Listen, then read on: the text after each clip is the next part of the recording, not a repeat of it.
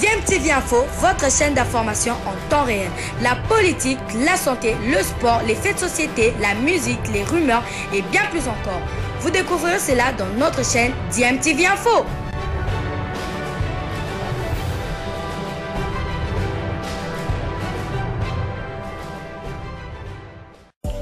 Vous êtes sur DMTV, bonjour ou bonsoir, tout dépend de l'heure à laquelle vous nous suivez. Tout plaisir est pour nous de vous retrouver, mais surtout de savoir que vous êtes nombreux en train de suivre votre chaîne YouTube DMTV. DMTV qui vous propose l'actualité, vous propose également des analyses et des réflexions sur des sujets d'actualité, sur des faits sociaux, tout simplement sur des réalités que nous observons ici chez nous en République démocratique du Congo.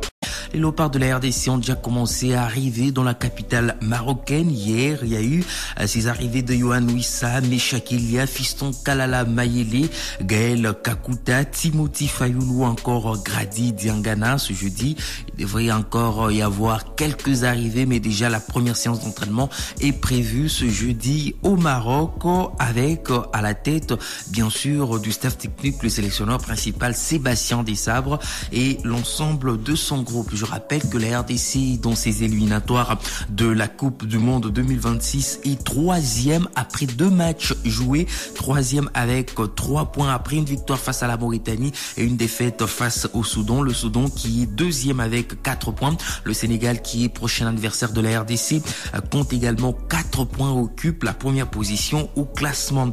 Et le Togo, qui sera le prochain adversaire de la RDC le 9 juin au Stade des Martyrs de la Pentecôte, est 4e au classement avec 2 points. La Mauritanie est 5e, un petit point, et le Sud, les Soudans du Sud comptent une unité dans ce groupe qui a donc 6 équipes, comme dans tous les groupes, 6 équipes pour 5 rencontres pour la manche aller et 5 autres pour la manche retour. Nous allons rester au Maroc pour parler d'une autre catégorie des léopards qui s'est préparée la semaine dernière pour les prochaines échéances. Les léopards U20 qui ont disputé 2 rencontres avec le Maroc, les Lions de l'Atlas de la spécialité. 2 défaites pour les hommes de Guy Boukassa, 2-0 pour le match aller, 2-0 pour le match retour. Mais l'objectif de cette préparation, ce n'était pas les scores ou encore les résultats, c'était de voir le groupe mis en place par Guy Boukassa pour les prochaines échéances. Nous allons d'ailleurs retrouver Gladys Bokessé, qui est l'un des membres du staff technique de la RDC. Bonjour coach Bokessé. Bonjour. Est-ce que vous pouvez vous présenter en quelques mots s'il vous plaît? Je m'appelle Gladys Bokessé, international congolais. Je suis maintenant entraîneur adjoint au sein de l'équipe nationale du Rwanda. Ok, super. Et nous sommes actuellement à Rabat, où vous avez joué un match il y a 2 jours. Après cette défaite 2-0, quelles sont vos impressions? Non, c'est pas les résultats qui comptent. D'abord, nous voulons voir les joueurs, les enfants. Et c'est la première fois qu'ils puissent se retrouver ensemble. Tous on a joué contre une équipe qui joue déjà son 8e match. Donc ils se connaissent très bien, tout ça. Nous, on est qu'au début, donc l'important c'était de voir comment réagiraient les joueurs, nos enfants. Et en deuxième mi-temps, malgré qu'on a perdu, on a encaissé 2 buts bêtes en premier mi-temps. Et en deuxième mi-temps, ils ont réagi, ils ont fait de belles actions. Donc on retient ce qui est positif. On sent que c'est un projet quand même qui va mettre du temps, parce que là, il y a beaucoup de nouveaux joueurs qui n'étaient pas là à Rotterdam, qui n'étaient pas là en Tunisie. Qu'est-ce que vous pouvez nous dire sur le développement dans le temps de cette équipe? Voilà, donc c'est comme tu dis, c'est un long projet, donc on a tout le temps de préparer. Ce qui est important, ce sont les éliminatoires. Donc on a commencé avec Rotterdam et puis voilà, ça s'enchaîne avec d'autres joueurs. Et après, on fera la symbiose pour les éliminatoires pour que nous puissions jouer avec des équipes qu'on connaît très bien. Parce que là, nous jouons avec des équipes qui sont au niveau. Et dans l'Afrique centrale, on connaît très bien le niveau. Donc voilà, ça sera quelque chose de bien, on prépare quelque chose de une bombe pour la fin. Super. Une dernière question. On a vu que coach Desabre, le sélectionneur des A, est venu vous rendre visite aujourd'hui pour ce dernier jour d'entraînement. Qu'est-ce qu'il vous a partagé? Qu'est-ce qu'il vous a dit? C'est l'importance du projet. C'est pour prouver quelle est l'importance du projet, qu'est-ce qu'on prépare. Donc, si vous voyez l'école des arbres, c'est juste pour parler aux enfants, pour leur dire que donc lui, il est là pour visionner. Il n'a pas d'âge. Il n'a pas d'âge pour lui. L'âge ne compte pas. S'il trouve un bon joueur, il le prend, il le met au senior. Donc voilà, il a demandé aux joueurs de ne pas juste penser aux résultats, mais penser au maillot qu'il porte, le maillot de la RDC, qui est lourd.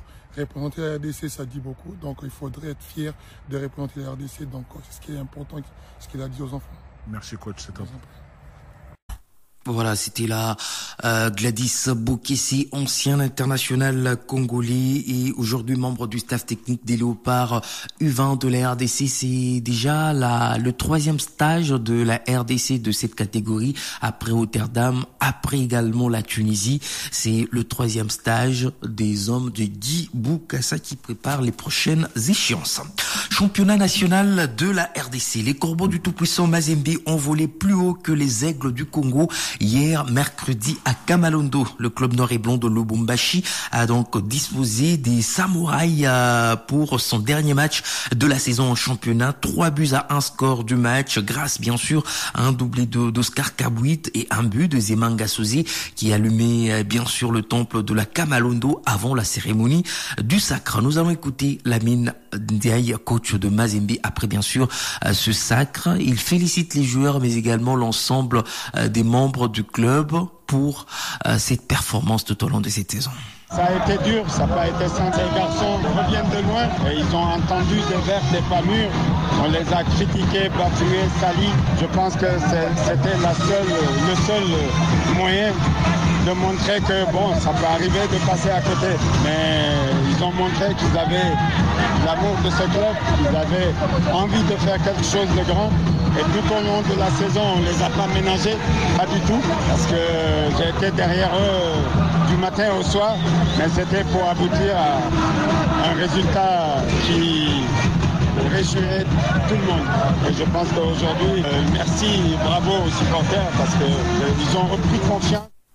Voilà, c'était là Lamine Ndiaye, coach du tout-puissant Mazembe, qui totalise bien sûr 37 points et remporte le titre du championnat national de la RDC. Mazembe disputera la prochaine édition de la Ligue des Champions avec l'AS Maniema-Union qui a donc 32 points. Maniema-Union qui a fini la saison à la 2e position. Le FC Saint-Éloi Lupopo avec ses 24 points jouera la Coupe de la Confédération. Le dernier représentant de la RDC en Coupe Interclub de la CAF sera donc le vainqueur de la 58e édition de la Coupe du Congo. Et pour une première en Ligue 1, les Aigles du Congo terminent à la 4e position avec 20 points. Avec Club est 5e avec 19 points. Dauphin Noir 6e, 10 points. Don Bosco 7e avec 8 points. Et la formation de Lubumbashi Sport est 8e avec 5 points à l'issue de cette phase des playoffs. Toujours en Ligue 1, c'est le vendredi, donc demain, que nous connaîtrons le dernier club qui sera donc relégué en Ligue 2. Tout va donc se jouer entre Desampé, Kouya, Rangers et Étoile du Kivu. C'est vrai qu'à 13h au stade des Martyrs de la Pentecôte, il y aura déjà une affiche des relégués, Céleste FC et l'OC Renaissance du Congo. 2 équipes déjà reléguées en Ligue 2.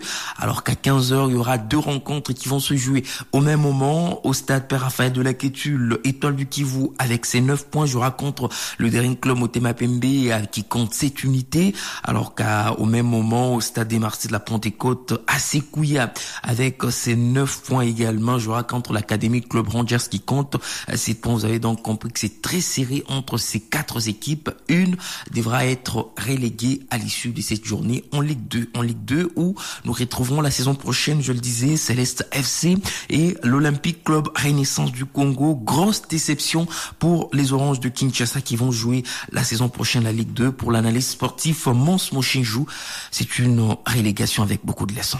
C'est une déception de voir cette équipe manquer, les Oranges de Kinshasa ne plus être là à l'élite nationale. Mais c'est une tristesse avec beaucoup de leçons. Qu'est-ce qui s'est passé pour en arriver là? Aujourd'hui, ça serait peut-être compliqué d'indexer un seul responsable. Mais je pense que dans l'ensemble, les responsables sont nombreux. D'une part, c'est une très mauvaise politique et vision de ceux qui ont hérité de cette équipe-là. Mais les dirigeants qui ont reçu ces supporters-là n'ont pas pu construire une vision viable, fiable et dans la durée. Mais à force de polémique, à force de division, personne aujourd'hui, ni les camps Mukuna, ni l'autre camp qui était resté avec Renaissance, avec l'intitulé de l'Olympique Club, n'a pu profiter, n'a pu faire de cette équipe, de cette formation.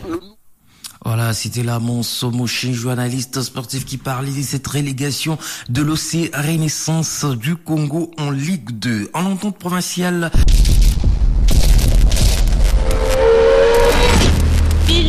maloba na ebele